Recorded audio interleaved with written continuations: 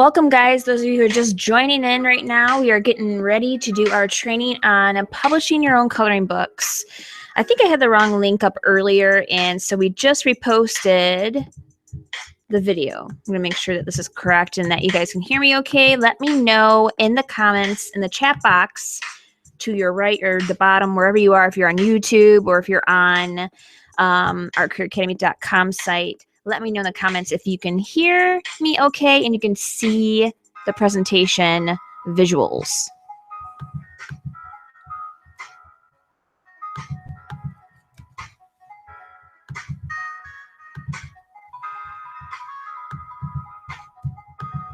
And those of you who are just coming in, let me know who you are. Give a little introduction, what's your name and where you're from, what kind of work you do, all that fun stuff, guys.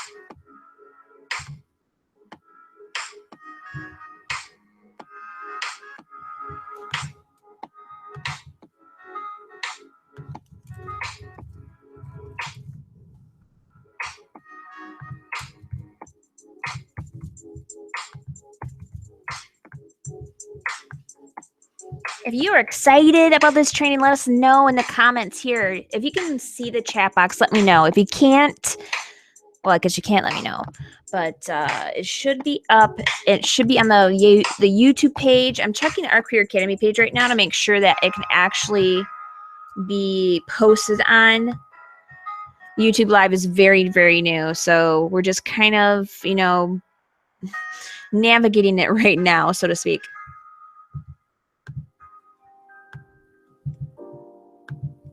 We'll be starting in a few moments. Welcome to everyone who's just joining us. Let us know in the comments, the chat box, who you are, where you're from, and what kind of work you do. We're going to get started very, very shortly. I'm just checking with our Career Academy page to make sure that the chat box is actually visible.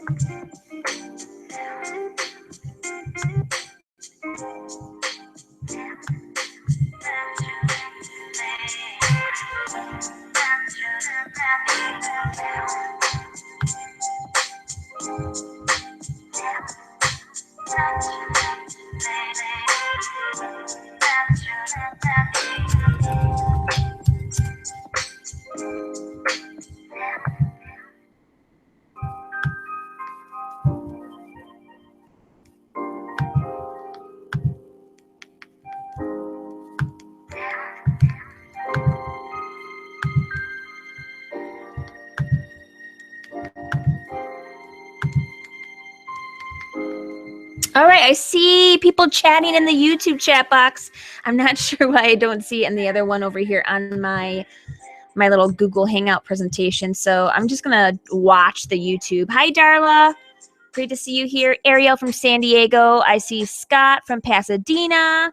Debbie from Boston, Massachusetts. Samantha from Alberta, Canada. Awesome. Brittany from Ann Arbor. All right. Very cool. And I see Becca from Orlando. Hi, Rebecca. Also another Alberta, Canada. Wait. Let me see. Is this the same girl? Wait. Oh, it's going so fast here. Samantha. I see Scott Sanders. Very, very cool. Of oil painter, of course. I recognize you. great to see everyone joining us in right now. I'm going to stop this little background music here, and we are going to get started. I hope you guys are excited about this as I am. The idea actually came about one night while I was doing my regular coaching call with my Art Career Academy students. If you don't know, I have a program, which I'll talk a little bit about later, that I launch every year. And over the course of, 12 months, we do topics on everything from art, business to marketing and whatever. So I was doing a coaching call with them. We had a really, really powerful talk that night.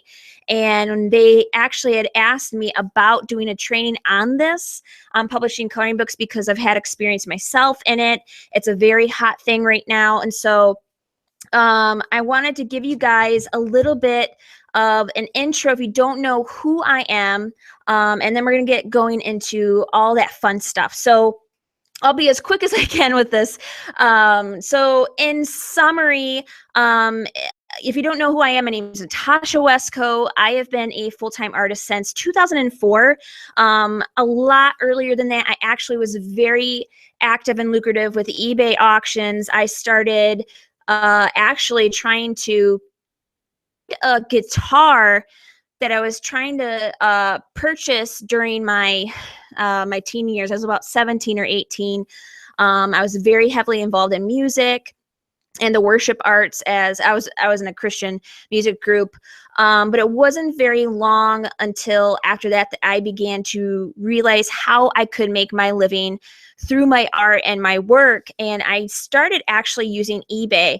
Not too long after I started offering my work online, I became a power selling artist, which means that you are making an average of anywhere from $2,000 to $20,000 a month regularly and consistently over the course of 3 to 6 months. I was doing very, very well on there, and I had expanded my art career from there, which I feel really blessed to have had the experiences that I've had. I've been able to collaborate with companies like Ford Motor Company, MySpace, Mashable, ABC television shows like Extreme Makeover Home Edition. I was recently on Skin Wars doing a fun little thing with RuPaul's new spinoff show. I do very well with licensing. I have a lot of licensing deals, sell my own original work, and I've done a lot of really cool projects that I'm really proud of been able to pick and choose what I wanted to do, because it's really hard not only to make a living from your craft full time, but to be able to say no to certain things and yes to the things you really believe in. And so, that's a little bit about me. I started my career when I was only 21 or 22, when both my boys were underage too. I was trying to go to college actually to become an animator for Disney. That was my end goal. Going to go in college, go into graphic design, do digital illustration of some sort. And I ended up, doing really well selling my original work. I never thought in a million years that it was going to be as successful as it did. And I've had quite a lot of good and bad experiences being a full-time artist. And so, one of my passions for a very long time, because I did not have the kind of mentorship that I really needed when I was younger to support me throughout my career, I wanted to give back and give other artists that opportunity to learn from me, my experiences, and other artists' experiences. So there's the background to that. And today I want to talk about what we're going to learn, what I'm going to try to cover as much as I can. I'm sure you guys probably have other things you want to do. It's the weekend. We're just starting out. I myself have been so busy with other things myself that Friday is really hard to squeeze things in. So I wanted to get it done tonight because I was really, really motivated since that last coaching call with my group, and I really wanted to talk about this. So what we're going to cover, and there's more to it than these little markers, but I wanted to point out, we're going to talk about the facts, why coloring books are so popular right now, why you should publish your own or consider publishing, how to design your coloring book. That's a little tricky, and I know a lot of artists are curious. How do you go about that when you're a traditional painter, or maybe you are only working in certain media and you just don't know how that translates to line art? We're going to talk about that. We're going to also talk about the best way to publish your art, and hint, hint, guys, you don't need an agent. But we're going to talk about the pros and cons to each one, and how you can get into self-publishing as well, and the best routes to do that. Also, we're going to talk about some marketing and promo strategies that you can use to launch your book. And this is based off experience, of over 12 years of my own career. Promo strategies that I've used to successfully promote my Kickstarter projects. I hope I'm not talking too fast. Am I talking too fast, guys? Let me know, and I'll try to slow it down. And then at the end, we're going to do a live Q&A where you guys can ask me questions about what we just discussed. Of course, you can talk to me about anything else in regards to art business as well. We're going to try to keep it short and sweet, so we really cover some important information. If there's anything missing, of course, you guys let me know too. So why coloring books? Oh, good. I'm sure you guys have either reeled in horror or you've been very, very fascinated. I myself, I'm going to slow down a little bit here. Let me take a drink here. I know, Michiganders talk too fast. I'm so sorry, guys. Let me take a breather. Okay, so I'm sure you guys have either reeled in horror or you've been very fascinated by what you've seen happen in the last few years. I can't remember exactly when I started seeing this craze light up. It might have been a lot further from now than I remember, but it seems like it was only last year or something. I don't know. I myself was simultaneously repulsed and fascinated at the same time, because as a child, I really loved coloring, absolutely was obsessed with it. I couldn't wait for my grandma to take me to the store to get a new coloring book, and she would color with us. And I was so obsessed with watching her drawing within the lines and creating different effects of the colors. And it's just the greatest thing to me. I loved it. Unfortunately, my own kids never were into it. I tried so hard to push it on them, but with that said, it has become quite a craze amongst art adults, which is very interesting. I'm not exactly sure where to pinpoint when it started to really get huge, but there have been some very profound changes in the way that people are getting involved in coloring. I'm seeing hospitals use this. I'm seeing schools do this.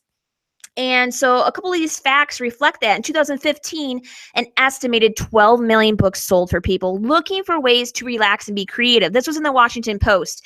And they had mentioned that big box stores like Target and Walmart were starting to carry the adult coloring books in their stores. Some details on that, if I can get back to where I had saved it. Walmart in November of 2015 dedicated a 4-foot section for adult coloring books in 2,000 of its stores, and Target started carrying adult coloring books in 1,300 stores in August. Within the months of that, they rolled them out to the rest of the chain. Every single Target, Walmart, Home Goods, and major big box retailer are carrying multiple titles of coloring books within their store. They have a whole aisle dedicated to them. Now, for example, Target, where they used to have maybe 4 titles of coloring books in their stores, it is amped up to 40. Okay, it's ridiculous. And if you go to Amazon's best-selling books list, which you can see updated hourly, you're going to certainly see several different adult coloring books up there in the top best-selling books in the site. So it is insane what people are doing. One particular artist, her name is, if I can get back to where I had seen it, I'm trying to remember what her name was. I believe it was, let's see. I'm trying to remember her name. Oh gosh, it's left my mind. But anyways, she had made in 1 year alone about $300,000, and she had previously been a graphic designer doing pretty simple, probably tedious and boring design work for companies for fabrics and wallpapers. And she decided to mess around with doing designs for a coloring book because she herself was very interested and loved coloring herself. And so these very maze-like intricate coloring books have become a huge craze for her and did really well for her, surprising to her own surprise, making her a very, very lucrative, I would say, what is that? That's a 6-figure income, 7-figure income. And you'll see this across all over the board. My own licensing agent, I have a licensing agent who, upon the advent of my own Kickstarter, I had to push my first coloring book, was just absolutely, let's say, like, concerned because I did not go to them. They have connections to all these different retailers, and they know it makes them money. They told me they are making six figures alone in 1 year from just the royalties of these coloring books that they're doing. So people are doing very, very well. And from what I'm hearing, it's not going anywhere anytime soon. So you might be asking yourself a lot of questions. You might be considering this because it's a great fit for the kind of work that you do. Maybe you're already an illustrator, or you're a digital designer, or you're a cartoonist. This is a great fit. But if you're someone who's in the fine art market, you're probably questioning yourself. One of my own students asked me, her name's Claire. She was curious how her, as a modern abstract artist, can translate her work to a coloring book kind of thing. And that's something we can cover a little bit later. That's a really difficult question, but I think we can answer that. But I believe that every one of you, no matter who you are, have the talent and the skill to maybe expand beyond what you do, to create something that is relevant to your work, relevant to your own collector or fan base, and create another source of income, because this stuff does pretty well. I was actually quite surprised because I was not expecting, when I put out my own coloring book, I did it for fun, right? That's all I did it for, really. And I was not, what's the word I'm looking for? I was not let down. I do pretty good on my own through the coloring book royalties, and I only had 2 out. It was very trial and error based, and it was quite a learning experience, which I put myself through to figure out how it worked. So it's a very good source of income. It's a very neat way to expand yourself creatively. And so I want you guys to ask yourself, if you've been thinking about this and this is why you signed up, this is why you joined, I want you to consider why you want to create a coloring book. What is your reasoning behind it? What is your purpose? Do you have a really good idea, or are you just kind of, considering the options and wanting to figure out maybe if this is for you or not?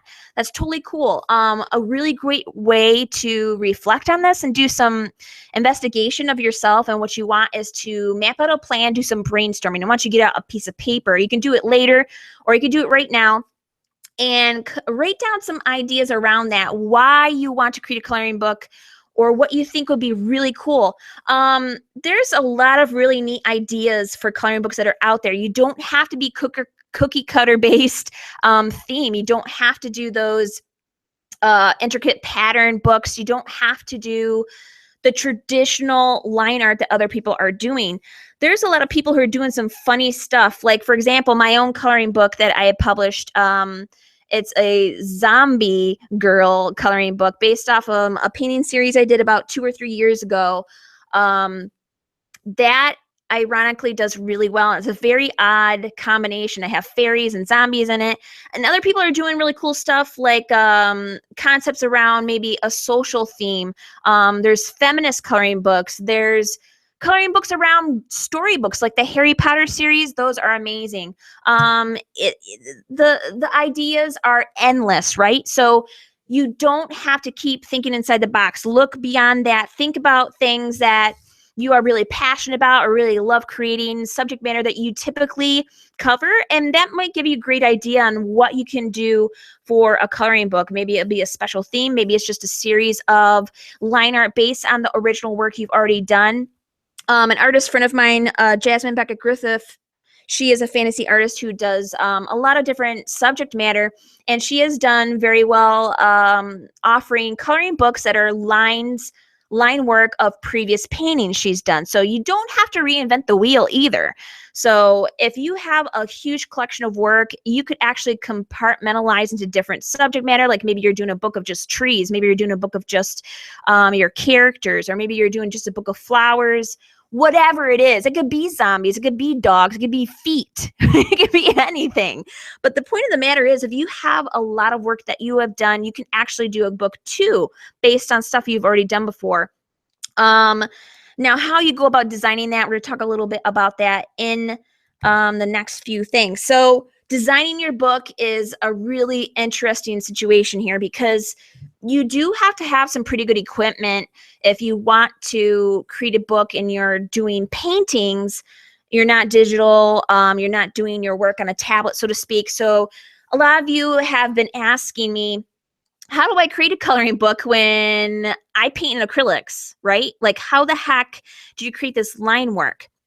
So some materials and options that you can use are, number one, your biggest supply, your biggest equipment piece that you're going to need is a scanner. Okay, so I mean, you might not even need that. If you are tracing out original paintings, you can take your high resolution photographs or scans of your work, and you're going to want to have software like Photoshop. Photoshop's probably the main one you're going to need to acquire. Right now, what's really cool is Adobe offers a monthly membership, so you don't have to buy the software. I know since like the beginning of time, Adobe Creative Suite has been excessively expensive. It's like hundreds and hundreds of dollars. It's ridiculous. Even as a student, that was a lot of money. I still have one of the oldest forms of Photoshop, and I will not upgrade. So the stuff, is useful for years and years and years to come, but that's a really great option, and that's affordable, and you can use it whenever you want to. So what you will do if you have a traditional painting and you've had the photo work done for that piece, you've got a high resolution piece of that, you will want to take it into Photoshop, and you're actually going to have to hand trace it, or you could outsource it to someone out there that does this kind of work. There are some designers out there. You'll have to do a lot of research. I recommend looking up people on the freelance sites. I'm trying to think of ones, Guru, Fiverr. You might be able to find an independent person through referrals or a friend who have worked with people who are graphic designers that can do this for you. It might be a certain kind of cost, but if you work with them on a deal where you get it done in bulk, it might be affordable to do, and they can trace your original designs and create line work from them. I know Jasmine Beckett Griffith has somebody doing them for her. I'm not entirely sure, but I do not believe that she is actually doing that herself. So that is option number one. If you are a traditional artist, that would be how you would create your line art. I should have written down some details on this. Let me see if I can actually change my screen to like a workboard so I can show you guys some more details. Hold on a moment. I never anticipated that I'd have more to write down, but I probably should have.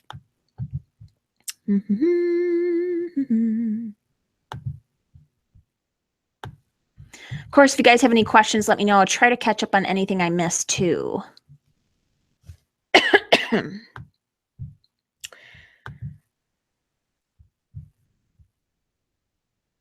No, I'm not seeing anything. I apologize, guys. I'll just try to keep it short and sweet. Hopefully you got a piece of paper and a pen, and this is going to help you write down the details. But what I would do is, your first rule of thumb for creating a coloring book page is you're going to want to make sure that when you're designing, every single coloring page is going to be around 8 by 10 or legal letter page size. You could go larger, but typical coloring books are around the size of 8 by 10. So save them in that form. Make sure it's a high resolution file. It usually is best to save around at least 300 dpi. That's dots per inch. And hopefully, if you don't understand what that means, just do a little search online and you'll understand a little better. That's important information anyway, no matter what you do as an artist, so that you are making sure you're saving high resolution files for future prints and licensing and all that fun stuff. Now, if you want to go the digital route, what I really recommend is looking into getting a tablet. There are a lot of tablets that are out there today. The Cintiqs are the best tablets that are out there. You can get anything from a very affordable bamboo tablet, which ranges around, I think it's like $30 to $40. It might be less, especially if you search eBay. A lot of people are moving towards the 13 HD or the 22 or the Cintiq Companion. And those are huge tablets where You hook it up to your computer via HDMI connectors and USBs, and you are drawing on the screen with a stylus. It is beautiful. It's amazing. And you can go over your work in trace, or you can do completely original work. I myself picked up a Cintiq 13 HD when I did my children's book in digital for the first time, and it was mind-blowing. The learning curve was a bit much at first. It took me about 2 months to get the handle of it, but after that I was completely hooked and in love with digital art, and I started painting digitally almost for the entire last 2 years. So I almost abandoned acrylics for it. It was so much fun. So a really good rule is, if you really want to get into something like this, I highly recommend that. Get a tablet. Two other options are the Microsoft Surface. This computer has been highly rated. It's really great. It's a computer in and of itself, so you don't have to connect it to something else. And they have really, really great reviews on the graphics and the use, and you are using a stylus on it as well. Also, the iPad Pro that just came out, let's see, it's probably been out about a couple years. That has had really great reviews, and the pro to that is it's mobile. You can work anywhere on that, and they have really great affordable apps to illustrate on that and save it as a high resolution file. That's really super cool if you don't want to be tied down to your desk and doing something digitally.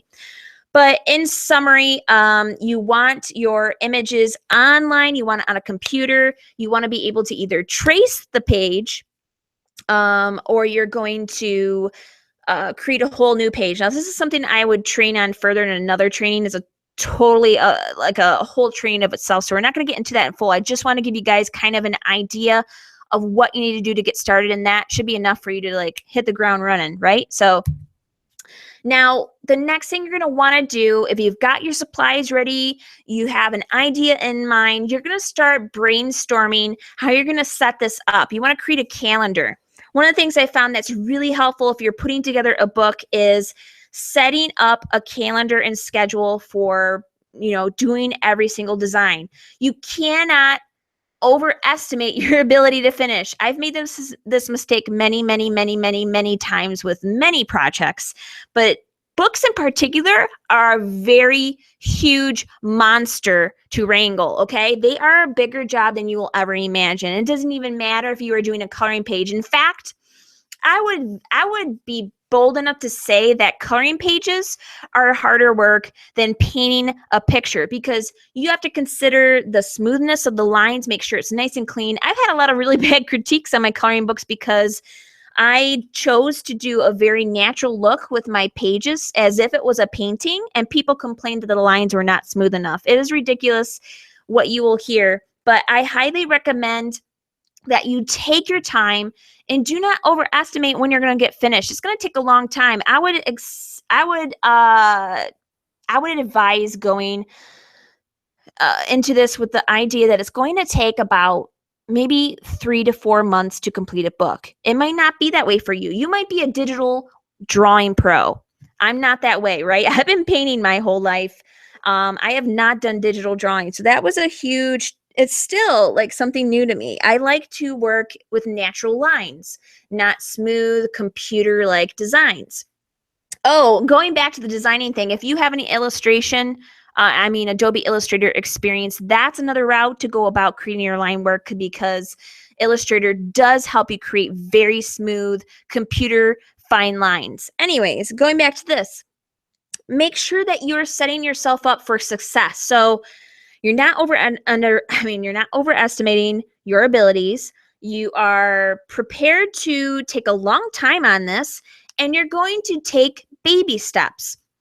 An artist I know that I really admire, his name is Chris Oatley.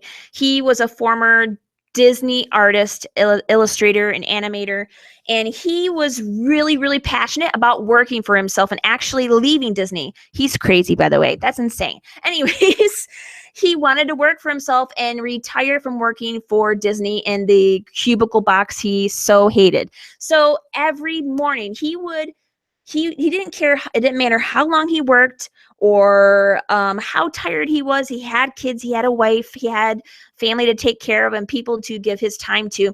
So what he did was he dedicated 1 hour every morning starting at 5 or 6 a.m. and he worked on his project before he went to work. He didn't wait till after work when he was tired and drained and probably frustrated and all of those things. He did it first thing in the morning. That also creates some, like, I would say, if you understand psychology, that would be like a form of reinforcement. You're giving yourself your time to work on what you are passionate about right away, first thing in the day, and you are getting it done slowly but surely over time. You will be amazed when you complete it. It will make you so happy. Oh, hi Lana. Lana's here. Awesome. She asks, could it be very good scan from line drawing, not to digitalized version at all? Yes, that's a great question. I'm glad that you asked that. You can actually if you cannot trace it, that's something actually I should have said, because because that's something I wanted to know. If you don't want to trace digitally and you don't have a digital tablet, and this is more affordable and just as good, you can do your line art in ink on a piece of paper traditionally. Then you can scan it into the computer. And like I said, I recommend Photoshop. You can go into Photoshop, open up that file of your drawing, and you can edit it so that it's bright, clean, and the lines are perfect and dark. So yes, Lana, you could totally do your coloring pages piece by piece in traditional line work and just scan it into your computer. You don't have to worry about tracing it digitally. That's a great question. I'm so glad that you asked that. I totally forgot. So yes, like I said, take it a day at a time.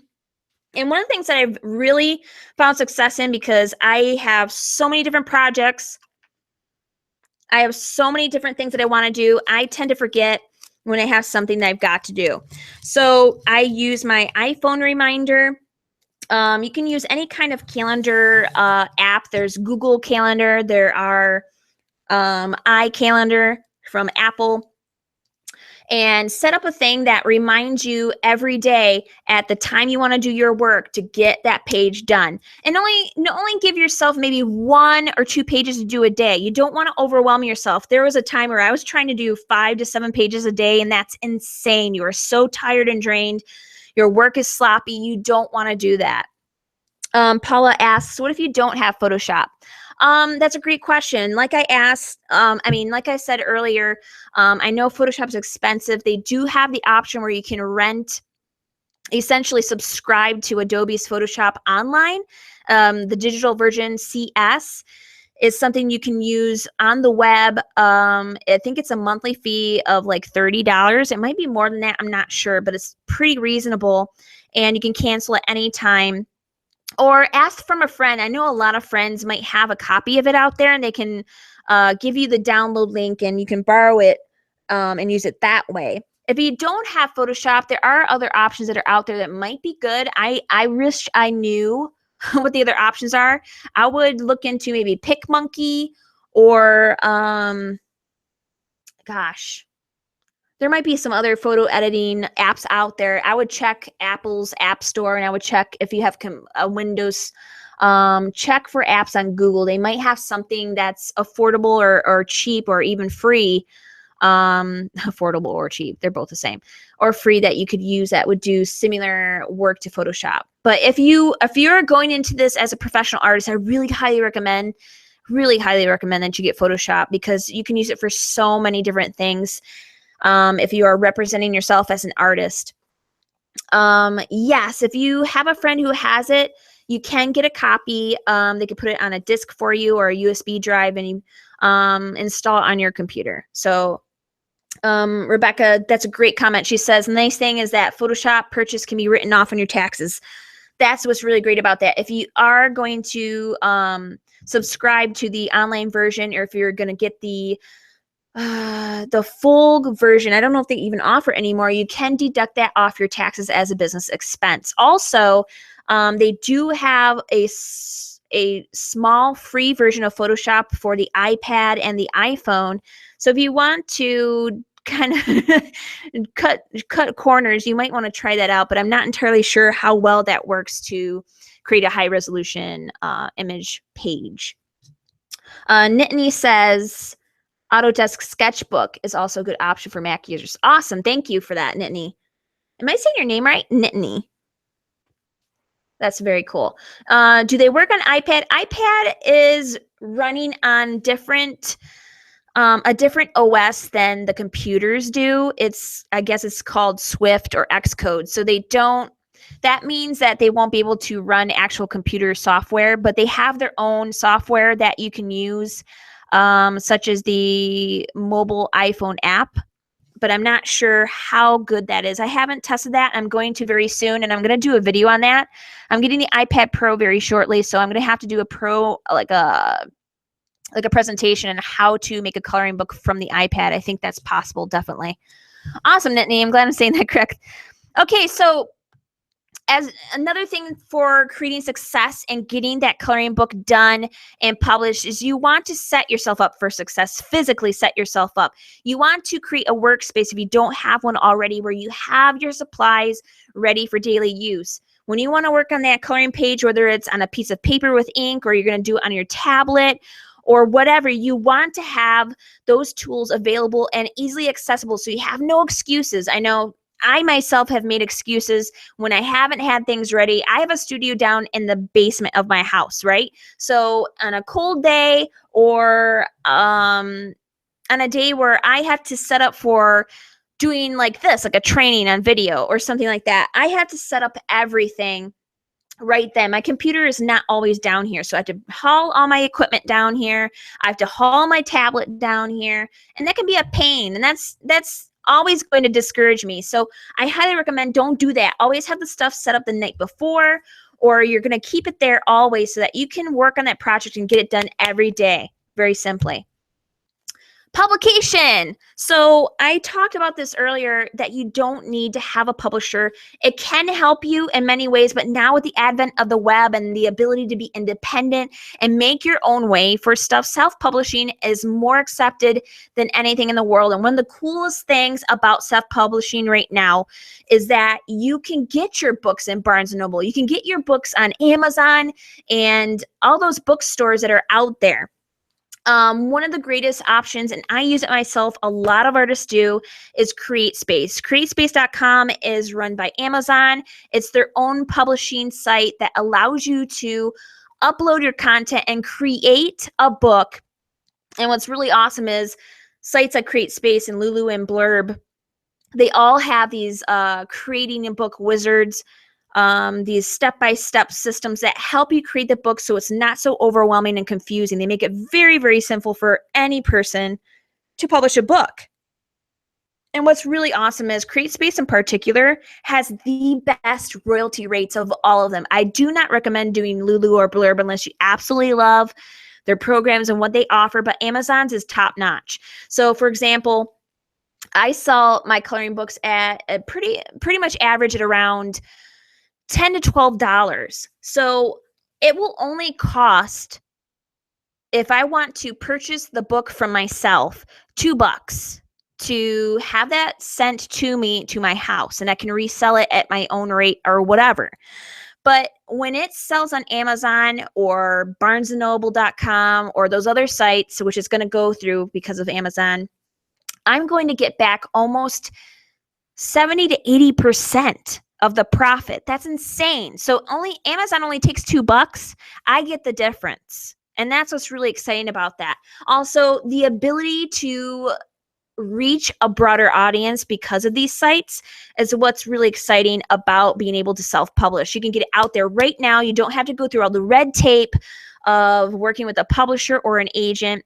I have had a lot of experience working with licensing agents and publishers and publishing companies.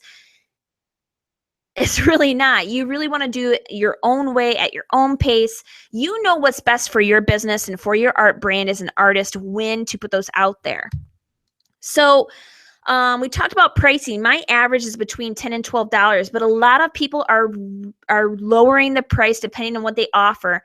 My best advice for you when considering how you're going to price it, how you're going to market it, is to really research the market, research the books that are out there right now, how many pages those books have, and how they're pricing them. That really, really helps you. Nittany asked, is this create space that allows you to publish directly to Amazon? Yeah, it definitely is. It'll let you publish to Amazon, and it'll also allow you to cross-publish, or really essentially extend your availability on Barnes & Noble and all the other different book sites, as well as libraries. I think that is super cool that they allow people to get their books out into libraries. So obviously coloring books wouldn't go there. You wouldn't want that.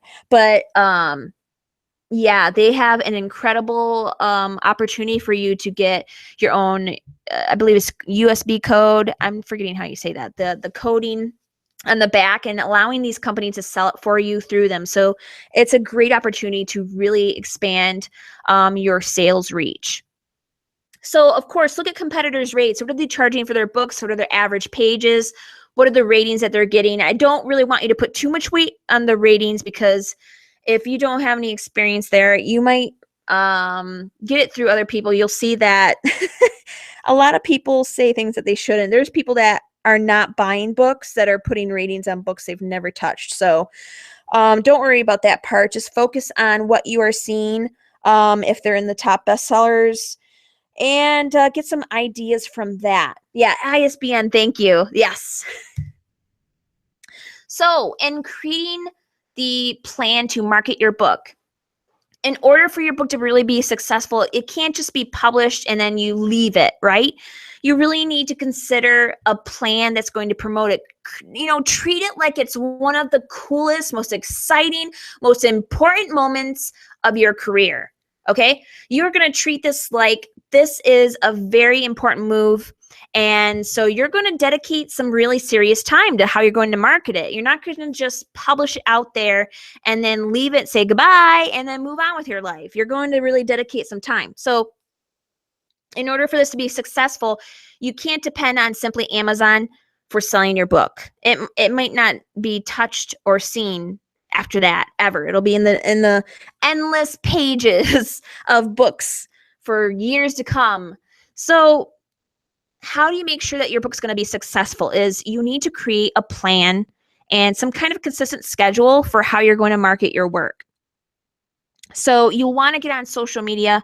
You'll want to use your own website and blogs to promote this, and find ways where you can link to it. If you're talking about it in a blog post, make sure you're linking to it on Amazon. If you are talking about it on social media and conversation with other people on Facebook or Twitter or Instagram, you're going to link to it on Amazon. Just finding ways to promote it in a natural and consistent way is going to be what really helps you get it out there. And I would make sure you take advantage of your mailing list. Hopefully you guys have a mailing list. That's the lifeblood of any business. I know it's weird if you just heard that for the first time in your life, especially when social media and technology is advancing. Mailing lists are the long-term followers and fans that you will have. They will be on there. And typically people who are on mailing lists are not on social media following you. They're not paying attention to all that. Social media is constantly changing day by day. People are following their grandma, their dog, someone else's dog, other businesses, other artists. So the timelines, as they're called, are always changing every day, every hour, every second. So they might not miss that. Mailing lists are awesome because people who are on those are more consistent and higher converting, higher, it's hard to explain this, higher converting to buyers, people who are very serious. They have taken the time to opt in because they're very interested in what you offer.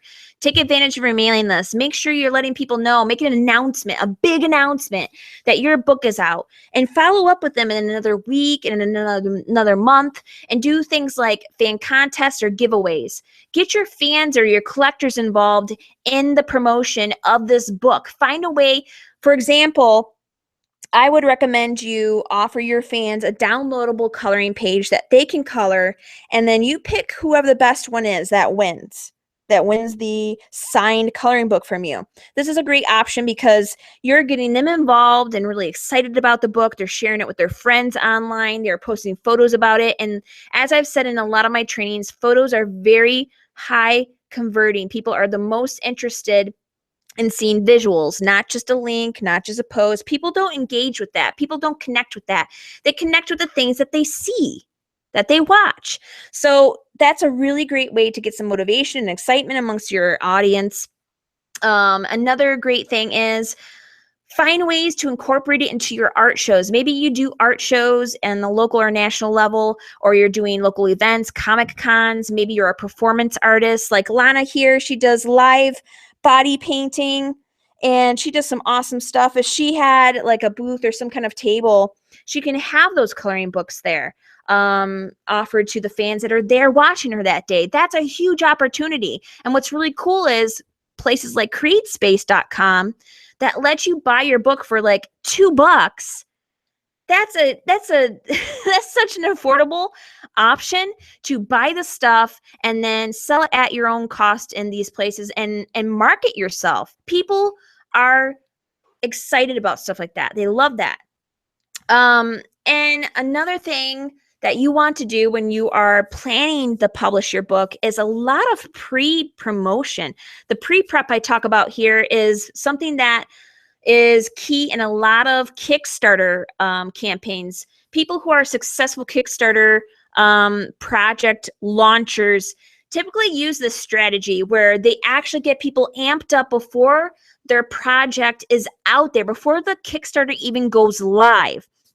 This is a psychological thing. This gets people anticipating the moment, gets them really excited before it even comes out, so that when you launch that book or that project, as soon as it's out there, you've already got a couple hundred people interested. Maybe you've only got 20 people, but you've got them fired up. You've got them fired up and ready so that when you get that launched, it's on the ground running. It has got that huge momentum, and you're going to create a virality, as they call it, online, where you already have a lot of people engaged in the posts that you're posting on your Facebook or your Instagram. People are already commenting on it because they knew about it and they want to support you. And that creates anticipation from the people who didn't know about it, that weren't following you before in the first place. And that just snowballs. So you want to create the anticipation, and that is really invaluable. It doesn't cost you anything except time, right? Prepare and plan. Prepare and plan. This is how you succeed online.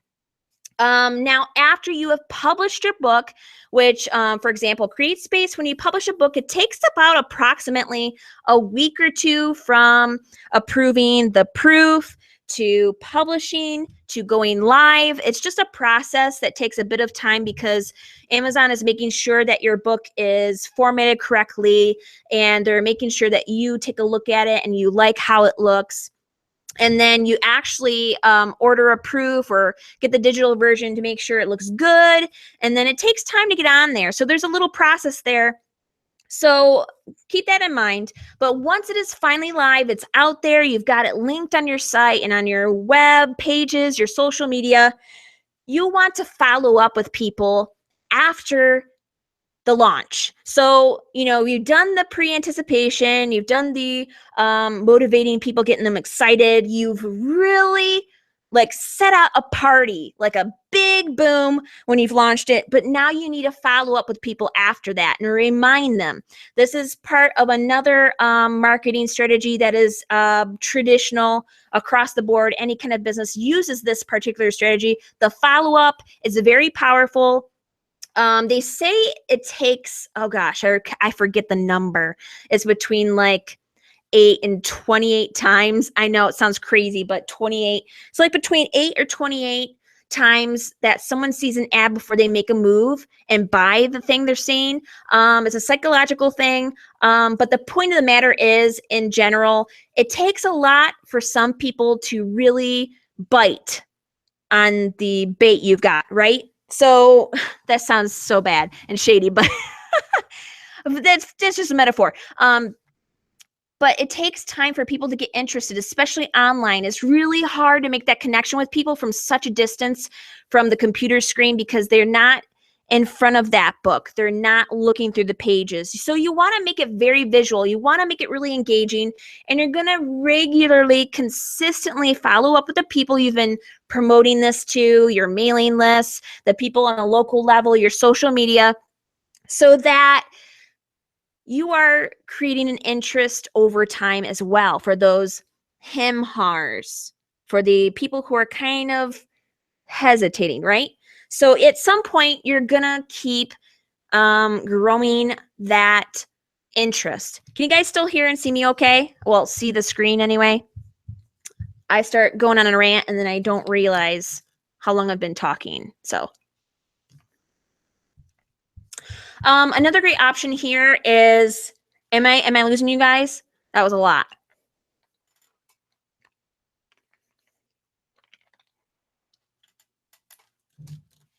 Okay, another great option, if you really would like to get some kind of like an upfront cost paid to you to really focus your time on the work. Maybe you have a full-time job, maybe you have a career already, or you have a lot of work right now that keeps you busy and is really important.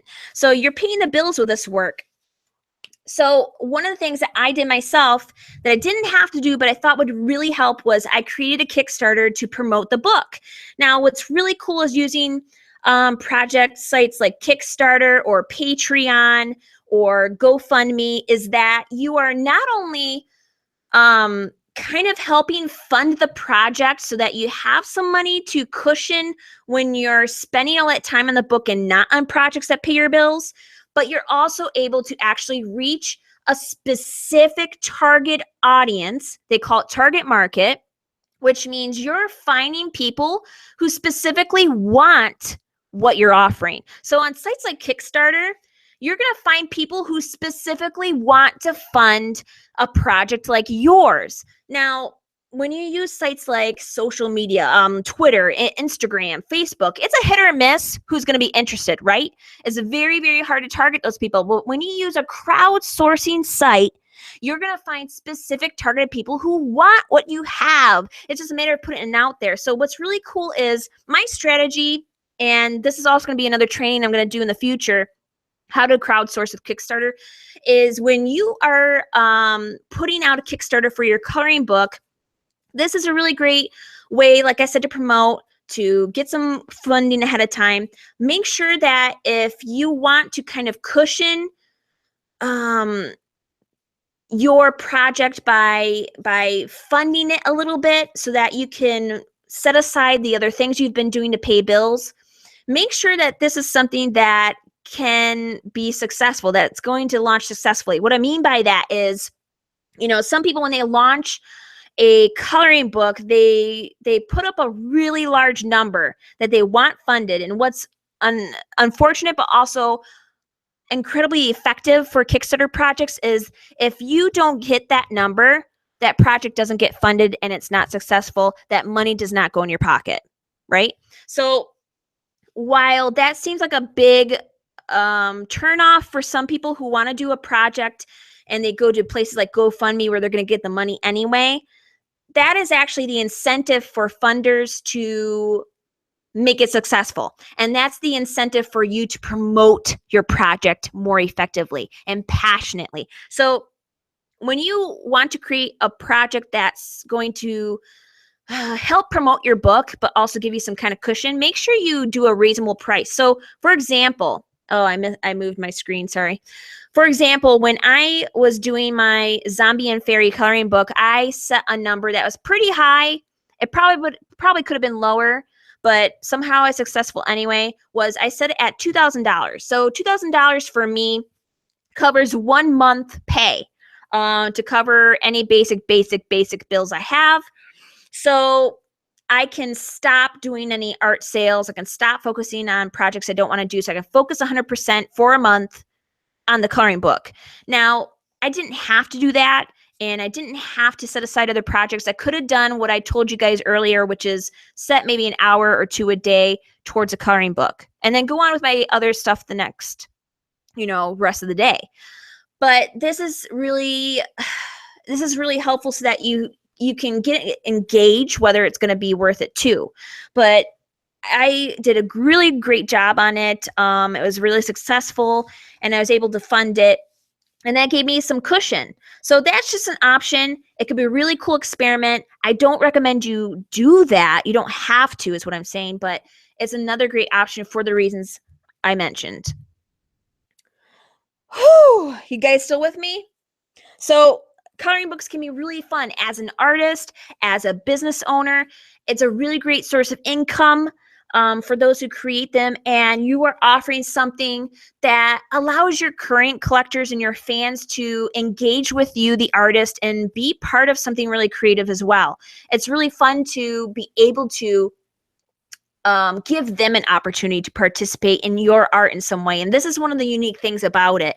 I know a lot of artists have in the past offered coloring pages of their work, and now coloring books are the thing. So this is a really cool opportunity for you to connect with your fans, for them to connect with you, and to expand your work to different generations, not just the adults, because kids love these coloring books too. It's like a revival. And it's the offerings are so much better than they were in the 80s or the 90s, or earlier than that. So with that said, I want to do a live Q&A. You guys can ask me anything about coloring books, anything I might not have covered, and of course anything about our business in general. But I want to talk to you guys a little bit before we begin about the really cool program I have coming up that will be launching on Black Friday. So if you guys are already part of this, cool. If you don't care about it, no big deal. I just want to give you guys a little background about it because I'm doing something really cool this year that people have been excited about and been wanting me to do. I'm finally adding to this. It's a really cool online mentorship program. It's geared towards artists, designers, illustrators, crafters, any kind of creative that you are. I have a lot of people on the program that are muralists and artists who do sculpture work. I have fine artists. I have cartoonists. I have everything you can think of. I have been teaching this course for a couple of years now. Last year was a really successful course. We have over 200 artists, and we do live coaching and monthly topics around building an art business. This is what's included in this year's one. We have a really new thing. We have 6 live master classes that we're going to do for 6 weeks in the beginning of the course. We're going to talk about everything from extensive book publishing. We're going to talk about Kickstarter funding. We're going to talk about all that stuff that you can see in the link that I showed. And then for the next 12 months of the entire year, you have all kinds of content from how to market with social media, how to launch your online business, everything. It comes with interactive video, downloadable worksheets, and we do live coaching calls. You have the private mastermind group with over 200 artists that are already rocking it and really successful, including the bonus content. So I just want to share a couple testimonies that were really exciting. I was just totally honored that these people had thought that this was worth the investment. I always try and strive to make sure that I'm as accessible and as available as possible. I love to offer my help to people totally free. So I understand that things cost a lot of money and it's hard to make it when you're just starting out. I totally understand that. But with this course, I had some incredible testimonies, and a few of them were from last year's cohort and the year before that. Claire Bremer is an artist in the UK who had a really great experience, had extended her reach through licensing and home decor, which was really exciting. We had Rhiannon Smith, who has had incredible results from working on the course with me. And it's exciting. I get to hear from her and so many different artists who have been able to expand their brand, make a living from their work full time, get in the news media and television. It's exciting. It's really exciting. So with the mentorship, you get lifetime access. So if you don't have the ability to follow along every single month or every single week. All that content's available to you for the life of the site. So it's there no matter what. And you can go at your own pace. It's regularly updated. Like I said, previous members are getting access to my new courses that are coming up at this new launch. And the private support group with live coaching calls and all that stuff is really, really invaluable. Most people spend thousands and thousands of dollars with life coaches and art business coaches to launch their business, or really if you're established and you're trying to expand your brand and become more successful. People who've wanted to go into the six-figure mark have paid so much money for these coaches, and it's tragic. I know the investment is worth it, but it can be impossible for a lot of you, and I totally understand that. When I started out, I had nothing. I started my art business on $140 from my tax return to invest. Okay, so I totally get it. So I know this kind of stuff costs people so much more, and that's something that I don't want to do to anyone. So I have a one-time fee that you sign up for this, and you get the lifetime access for it and the online mentorship, and it has so much content. So if you go to that link that's at the bottom, you can check out the details in full. It shows you what every single course offers, what all the trainings are about. It's so much more easy to just look at it at your own pace later on. So with that said, and oh yeah, of course, early bird enrollment, there's going to be a pricing only available to those who sign up on the mailing list before Black Friday. Okay, so with that said, let's open the floor up for Q&A. If you have any questions on that, any questions on what we talked about today or our business in general, let me know. Okay, so Rebecca says, coloring books are super popular. How do you compete with the masses? If an artist is well-known, it's a no-brainer, but for emerging artists, how do we compete? This is what I think is really cool about this. So I've been researching a lot before I even dived into it myself. I'm not well established in terms of books or coloring books at all. And I think that the people that do really, really well with coloring books are people that no one knows. For example, the woman I talked about earlier today, I've never heard of her in my life.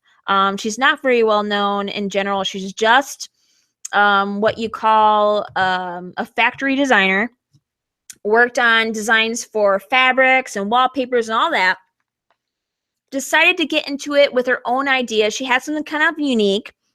She did go into patterns. I believe she's one of the first pattern coloring book designers that existed, right? So she had something that no one had done before. So I think that what really works for an artist to set themselves apart from the mass, because yes, everyone's jumping in on the coloring books industry, is that I find there is plenty of room for everyone.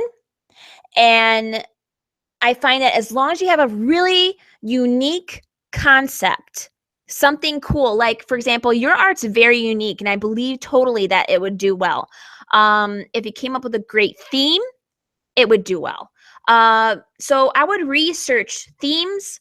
I would consider doing a holiday-based coloring book. Those are really hot. A really great way to intro yourself into the mix. And of course, like I said, really just promoting it and in a different way. So coloring books do reach a different market. You know, while I said it does help you expand your options to your current fans and collectors, you are going to reach people that are not art buyers, but really love the coloring books and really love the options. So consider doing something that is marketable if you want to make money from it, and you're not worried about being too commercial, right? I know a lot of artists are worried they're going to quote unquote sell out and all of that. I know you have heard that before, but if you're doing something that has a really cool theme, is relevant to the audience you are marketing it to, so people who color and coloring books like stuff that's intricate. They like stuff that has unique themes. It doesn't have to be intricate. My own book does not have very intricate designs. It's just my own fine art. So just think about that. Hopefully that helps. Lana asks, is it a matter of quality of paper? Is it better to sell book with markers? That's a great question. In terms of CreateSpace, I know myself and a lot of people who publish their coloring books through Amazon find that the paper is decent enough as coloring paper. It would be good to sell it with some markers as a marker set if that's what you want to do. If you sell it from your site that way, I think it'd be even more marketable. People would really like that if you offer that option. A lot of people who are into the coloring books right now really like to do it with coloring pencil. So colored pencils is a good option. I would go with that, or marker, definitely. Scott said, you mentioned something about fine art. I primarily do portraits. How would this apply to what I do? I guess it really depends on the style of your portraits too. Um, if you're not cartoony or illustrative, you're more realism or whatnot, it might be a challenge for you to come up, excuse me, to come up with a coloring book that works with your style of art. Maybe you might have to do something that's kind of off the charts in terms of your style. Maybe you want to do something that is around your themes but might be different looking. So, for example, I do a lot of work that is not the same. I do pop art landscapes, and then the next moment I'm doing character illustrations, right? Like the picture of the girl right here in our Q&A. This is one of my digital illustrations. It's quite different from the modern art that I do. And I do so many different things because I like it. And I don't really stick to a style like they recommend people to do. So you might want to consider that if you absolutely want to get into it. But you might be able to find a way to get into coloring books with the style that you have now. It's just some brainstorming you got to do. Oh, good. I'm so glad to hear that, Becca. Shell says, I would like to know ways I could use my coloring book to help build my list. That's a great one. So here's a great option I would offer. So if you want to build your mailing list, one of the best things you can do is create incentive. So what do I mean by that is you offer something up front. You want to add value, as they call it. So as an artist, how do you add value? I know a lot of people who say this, they're typically marketers or business owners, or they're coaches, and they're offering some kind of help through the form of a textbook or a PDF or something like that, right? Or a video. As an artist, what could you do? There's a number of things you could do. In fact, it'd be a lot more entertaining and incentive based than a boring marketer. Okay. So if you want to promote your coloring book and you want to add to your mailing list using the coloring book, I would either offer a digital download of one of the pages that creates anticipation, gets them excited, makes them want to get the rest of the book that they can download in color. B, you could create a video that they get if they sign up that lets them see you having done the process of creating the coloring book. You know, like I say all the time, people who are not artists or people who follow artists really feel like they're watching someone create magic in front of them.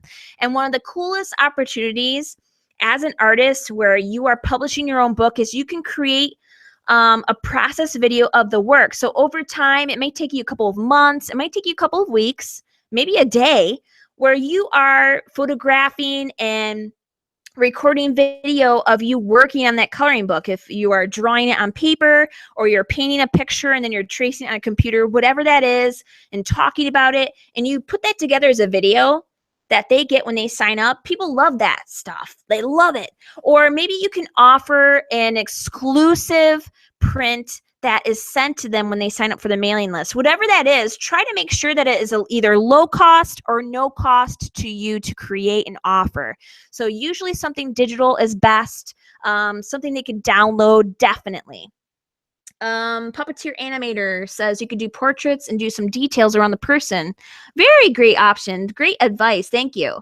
Yes, definitely. Samantha says, what do you use to film yourself working on your coloring book pages? Okay, so if you don't have a smartphone, because smartphones are really typically great enough quality nowadays to do video. If you don't have a smartphone, what I will use is a digital camera. Right now, I have the Canon G7. Let me see. I think I'm saying that correctly. Canon G7. But if you have a basic digital camera, Sony makes good ones. Canon makes good ones. You can pick them up at a Walmart or a department store or Best Buy for like, I don't know, $100. eBay even better, more affordable. go on there, get a digital camera. I also have a webcam. It's the Logitech, I think it's C390. That's a weird name. But it's a webcam that you're supposed to hook up to your laptop, but it has a huge USB connection. And I've actually set it up on a stand that I record everything from. So generally, yeah, that's what I would use. Any of those things are fine. Nowadays, your smartphone has such great quality, especially the iPhone video. Oh my goodness. You could do all of your video from your phone if you needed to, record clips of your process, and upload it to your computer, edit it on your computer. Nittany says, YouTube is a monster. I use my Samsung S7, but I filmed all of my YouTube videos with S5 before that came out. Yeah. Yeah. You know what's amazing is when I started video blogging in 2004, 2005. Yes. I've been video blogging as long as I've been in my business. YouTube used to have live streaming back in the day, but it was like shots.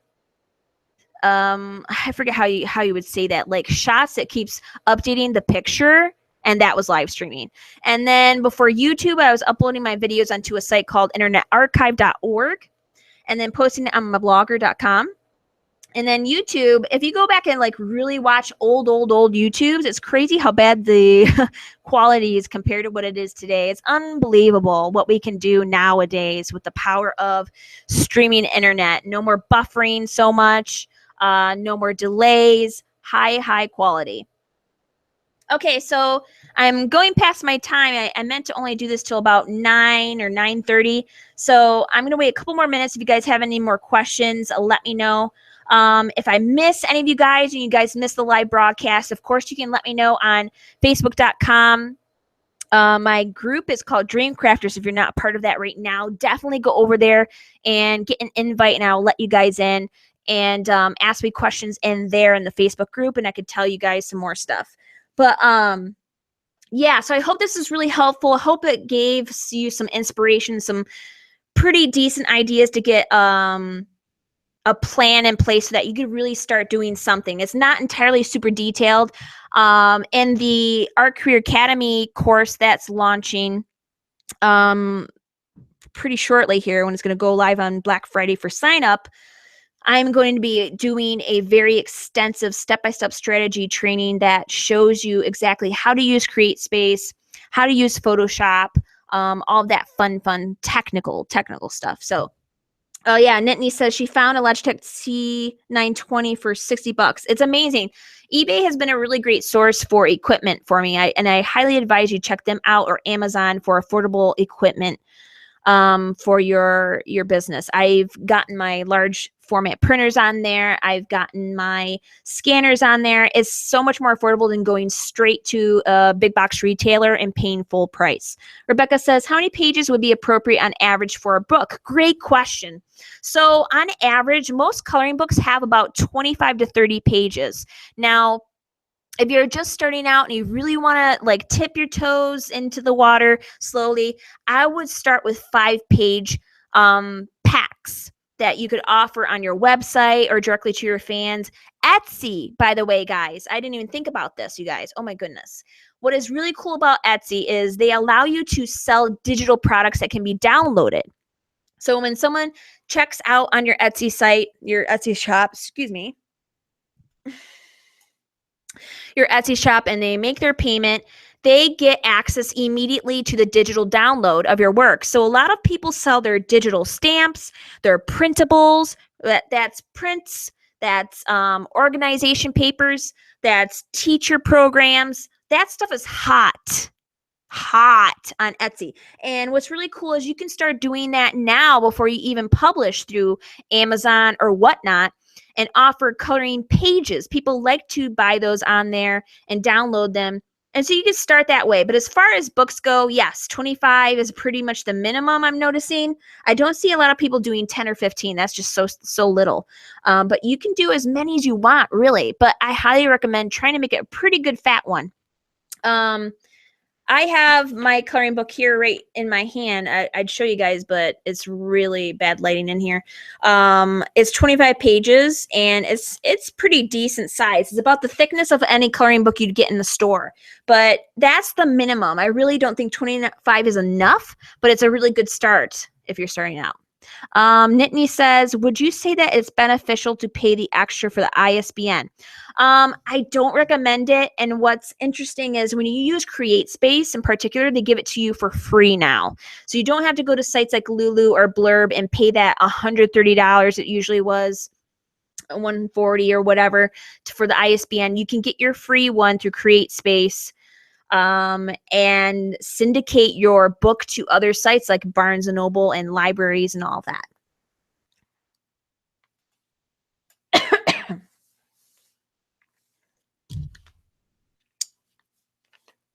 Okay, well, I want to thank you guys so much for coming to this training. And this is the first time we've done it on YouTube. It's very interesting. In the future, I'm going to be doing more of these. So look out for that on the mailing list or on my Facebook page. Be sure to follow me on there. If you have any questions, make sure you check out ourcareeracademy.com at that link as well. If you want to check out going into the mentorship, I'd really love if I could see you guys there. It'd be so exciting.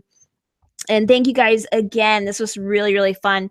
I love talking about this. I get so excited about stuff like this. So awesome.